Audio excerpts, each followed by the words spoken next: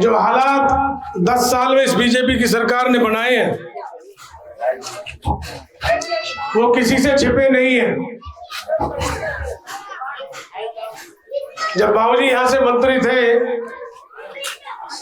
मैं समझता हूँ तमाम सड़कें, ट्यूबवेल, ट्रांसफॉर्मर्स, बिजली के खंभे, सारी व्यवस्थाएं बाबूजी ने करके दी। उस समय मुझे याद है राशन कार्ड भी आप लोगों के घर बन के आते थे, किसी को चक्कर लगाना नहीं पड़ता था। बीपीएल के कार्ड बने जो लोग जरूरतमंद थे उनके, जो इस सरकार ने कटवा दी। कोई ऐसा व्यक्ति मैं नहीं देखता कॉलोनी में उस समय की भाई जो ये कहता हो कि बाबूजी मुझे सरकारी दफ्तरों के चक्कर काटने पड़ रहे हैं और मेरा काम नहीं हो रहा। ऐसा कदाचित नहीं हुआ। लेकिन जब से भाजपा सरकार बनी है, मैं देख रहा हूं यहाँ के लोग टूटी हुई सड़कें, क्यों जो हमने सड़कें बनाई थी, इन्होंने आपको धोखा देने के लिए वो 8 इंची का सीवर डाला, इलेक्शन के दौरान डाला हो, और वो उसमें कामयाब हो गए। लोग उनके झांसे में आए, शायद बहुत बड़ा काम हो रहा है, और कॉलोनी ने बीजेपी को वोट दे दिया। वरना मैं जब कॉलोनी तक आया था तो जीत रहा था। कॉलोनी में 3500 की जो हार हुई, उसकी वजह से मैं 2500 वोटों से चुनाव हार गया। पर चलो, मेरा ये अपना घर है, अगर मुझे कोई तकलीफ है तो मैं अपने घर वालों से कह भी सकता हूँ। पर मैंने उस समय कहा कि चल भाई अगर ये काम करा दे तो कॉलोनी का कुछ भला हो जाएगा। अब 5 साल में सीवर डल गया आपका? मेरे ख्याल से वो बैक मारता वापस। डला तो है, चालू नहीं हुआ, निकासी नहीं है, एसटीपी नहीं है। और क्या 8 इंच का सीवर यहाँ कामयाब हो जाएगा? कभी नहीं। कम से कम 3 फीट का सीवर चाहिए, 3 फीट। अंदर की लाइन चाहिए 1.5 फीट और मेन गलियां चाहिए 3 फीट। तो भाई मैं आपसे वायदा कर रहा हूं, हम और जितने भाई आपके पास यहाँ हैं, सरकार बनने के बाद सबसे पहला जो काम कराएंगे कि आपके लिए पानी की जो आपूर्ति है हर रोज हर घर में पहुंचे, पहला काम तो ये कराएंगे। भाई विजय प्रताप, भाई विजय प्रताप। दूसरा, जो इन्होंने सड़कें तोड़ दी है सीवर के चक्कर में, इन सड़कों की रिपेयर कराएंगे। ये जो सीवर का पानी और जल भराव है, इसकी निकासी का प्रबंध करेंगे। नाला जो हमारा, इसकी तुरंत सफाई होगी। सफाई होने के बाद इसको पक्का किया जाएगा और इसको कवर करा के, बढ़िया तरीके से कवर करा के पूरा कंप्लीट किया जाएगा, ताकि आगे से आपको मुसीबत न हो। एक आपकी पुलिया की भी प्रॉब्लम है और शुरुआत में आपकी पुलिया बनाई जाए। ये बेसिक काम है, मतलब मूलभूत सुविधाएं हैं। मैं इसको काम नहीं कहता, ये तो मूलभूत जरूरत है। और 3 से 6 महीने के अंदर अंदर ये जो मैंने बात कही है, आपकी ये मूलभूत जरूरतें 3 से 6 महीने के अंदर अंदर मैं पूरा कर दूंगा। ये मेरा वायदा आप लोग।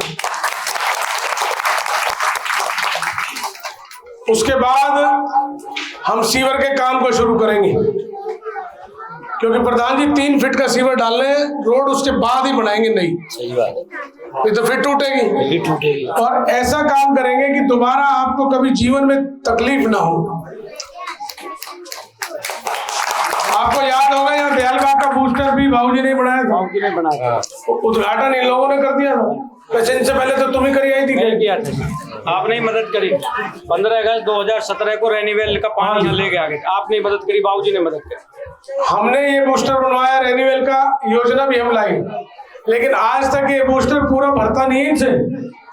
अगर ये पूरे बूस्टर और रेनीवेल की सप्लाई को सुचारू रूप से चालू कर दें तो मैं नहीं समझता कॉलोनी में पानी की दिक्कत आएगी।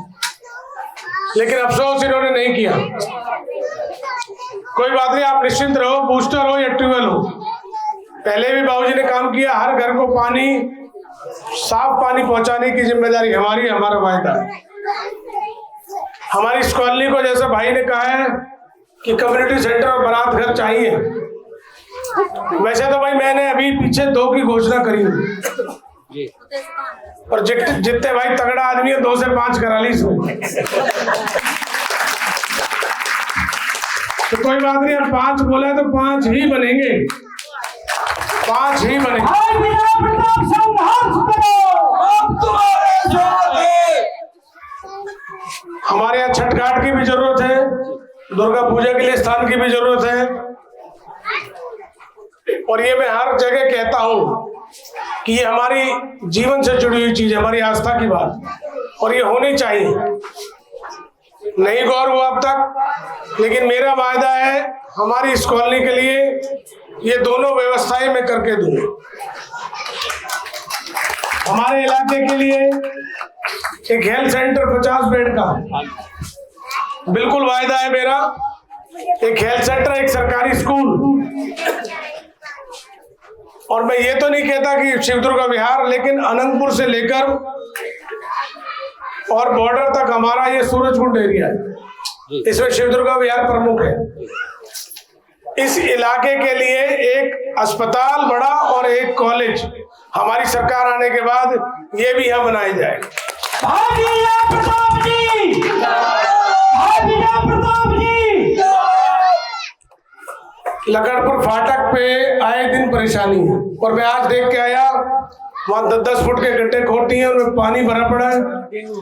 और जैसी समस्या अभी भाई बता रहे थे, अंडरपास में 2 भाई डूब गए उसमें, वो ऐसी हालत यहाँ बन रही है, अगर कोई फिसल गया उन गड्ढों में तो दलदल है। लेकिन इनको बिल्कुल शर्म नहीं आती। फुट ओवर ब्रिज बनाने के लिए वो गड्ढे खोद दिए, आज 3 महीने हो गए खुदे पड़े, पानी से भरे, निकलने की जगह नहीं, निकलने की जगह नहीं है। लोग रास्ता बदल दिया, निकल के जाए तो गिरने का डर है। इतने बुरे हालात इन्होंने कर दिए, इतने बुरे हालात कभी नहीं थे। इन हालातों को बदलने का अब समय आ गया है।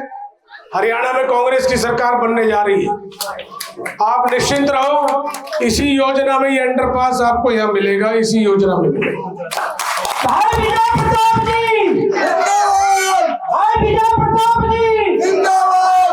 प्रवासी कल्याण बोर्ड, इसके गठन की घोषणा हमारी पार्टी ने की है, हरियाणा प्रवासी कल्याण बोर्ड। उसमें हमारे प्रवासी भाई चेयरमैन होंगे, और जितने हमारे हिमाचल, उत्तरांचल, बंगाल, राजस्थान, बिहार, पूर्वांचल, जितने भी हमारे ये मेन संस्थाएं 7-8 हैं, हमने पहले भी सभी संस्थाओं को भवन दिए। इन सभी संस्थाओं के भवन बनाने के लिए सबको प्लॉट अलॉट किए जाएंगे सरकारी, ये भी हमारा एक वादा। और भाई एक बात का ध्यान रखना, पीछे मीटिंग्स में ये बात आई कई जगह बहन जी कि भाई लोगों में इस तरह का प्रचार चलाया जा रहा है, जो जहर बोने की बात है, बांटने की, जिसका जिक्र जितने भाई कर रहे, क्षेत्रवाद, जातिवाद, संगठनवाद, कि भाई अलग हो जाओ, इनके साथ मत जुड़ो, ये सुनवाई नहीं करेंगे, काम नहीं करेंगे, प्रवासी भाइयों का ख्याल नहीं करेंगे।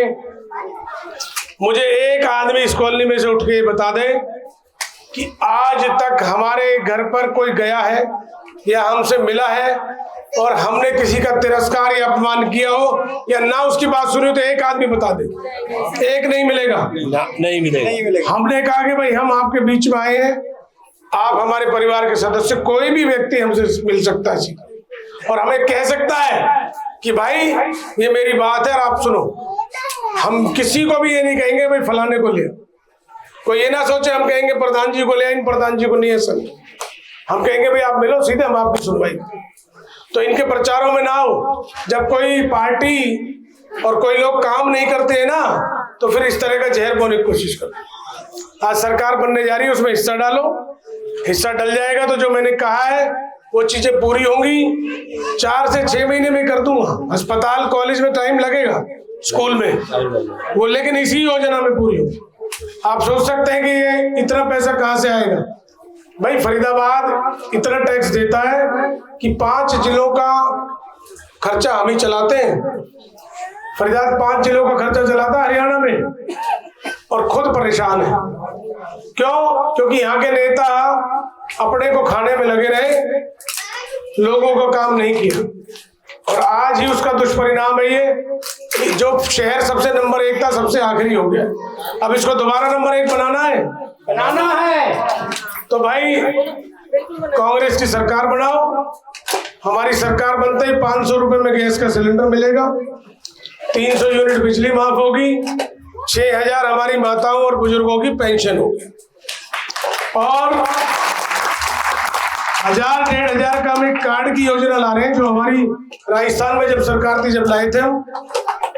एक परिवार का 1000-1500 का सालाना कार्ड बनेगा और 25 लाख तक का इलाज प्राइवेट हॉस्पिटल में भी हमारी सरकार भुगतेगी, उसको आपको देने की जरूरत नहीं पड़ेगी।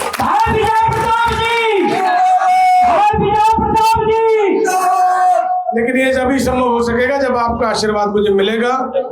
बच्चों को बोल देना 2 दिन की छुट्टी है, 1 आध दिन छुट्टी लेके घूमने ना चले जाए, क्योंकि वोटिंग के दिन बच्चे घूमने बहुत जाते हैं और वोट नहीं डालते, इसीलिए हमारा वोट कम डलता है। हमारा वोट तो बच्चा छुट्टी करके डालते हैं, ये अच्छी बात है। चलो ये आपने अच्छे संस्कार दिए बहन जी, तो बिल्कुल इस चीज का ध्यान करना। मैं पुनः आप सभी का हृदय की गहराइयों से आभार व्यक्त करता हूँ, धन्यवाद करता हूँ कि आपने जो स्नेह और आशीर्वाद मुझे दिया। जय हिंद। अब कांग्रेस ने यहाँ से पूरी कॉलोनी ने मुझे आश्वासन दिया, एक तरफा समर्थन कांग्रेस को दिया है। सरकार आने के बाद इन समस्याओं को दूर किया जाएगा, लोगों के जीवन को खुशहाल बनाया जाएगा। जो 2 मौत हुई है बहुत दुखद। इसके लिए आप लोग उनके परिवार से मिलके और सरकार के ऊपर जिस प्रकार से कहा जा रहा है कि ये हत्या है, मौत नहीं हत्या है। देखिए अभी तक सरकार की कोई टिप्पणी नहीं आई है। कितनी शर्म की बात है, अंडरपास पे जनरेटर नहीं चल रहा। अगर जनरेटर चल रहा होता, वहाँ जो ड्यूटी मैन होता तो वहाँ पर वो पानी इतना नहीं भरता 1-2 फुट से ऊपर, और सरकार की लापरवाही की वजह से जान गई है। इससे दुखद और बेशर्मी की बात नहीं हो सकती। सरकार ने इतना बुरा किया है और मैं समझता हूँ इसकी जांच होनी चाहिए और दोषियों को बिल्कुल दोषियों को सजा होनी चाहिए और परिवार के प्रति मेरी संवेदना है, परिवार की मदद भी होनी चाहिए।